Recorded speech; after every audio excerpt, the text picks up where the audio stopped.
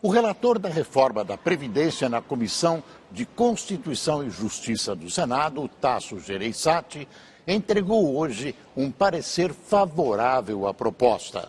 No entanto, sugestões de mudanças foram apresentadas para serem votadas num texto separado. O relatório da reforma da Previdência foi entregue ao presidente do Senado, Davi Alcolumbre, que pretende concluir a tramitação da proposta no início de outubro. Na primeira quinzena de outubro, digamos assim, mas a nossa conta é até dia 10 de outubro estarmos deliberando essa matéria em plenário em segundo turno. A senadora Simone Tebet, que é presidente da Comissão de Constituição e Justiça, também participou da cerimônia. Ela fez um acordo com os líderes para que o relatório seja lido na comissão amanhã e votado na semana que vem. Não atrapalha o calendário, eu não vejo por que, mesmo aqueles que são contra a reforma, criarem obstrução em relação à leitura amanhã, porque muitos senadores já marcaram viagem quinta-noite, sexta de manhã, então não vejo dificuldade em relação a isso.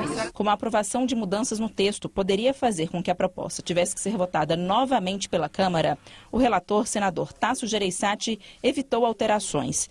Ele propõe a retirada de alguns trechos e as mudanças mais profundas foram sugeridas num anexo, que deve ser destacado da proposta e tramitará paralelamente, como um outro projeto. O relator retirou as mudanças na aposentadoria especial de profissionais expostos a agentes químicos e físicos nocivos, como trabalhadores da mineração. Também foi retirada a inclusão na Constituição da regra para pagamento do benefício de prestação continuada, que é destinado para deficientes e idosos que tenham renda abaixo de 1/4 do salário mínimo.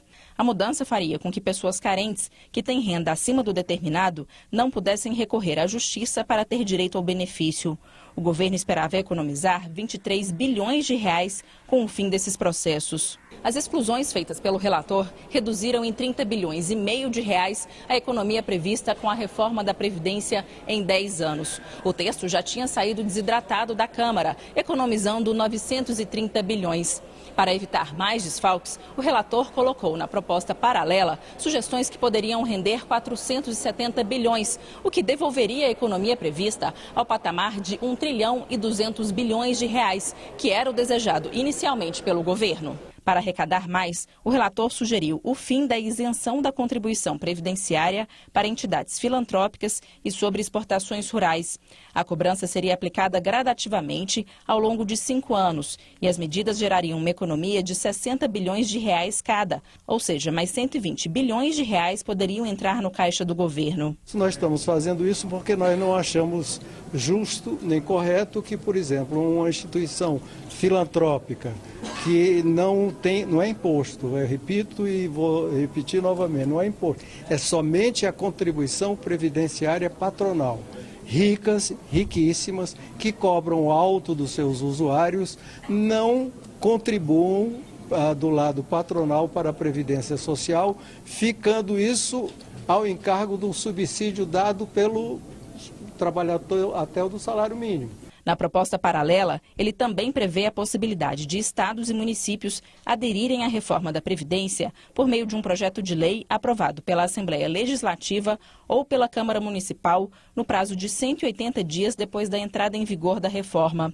Se a aprovação for feita pelos estados, todos os municípios passariam a aderir às novas regras automaticamente.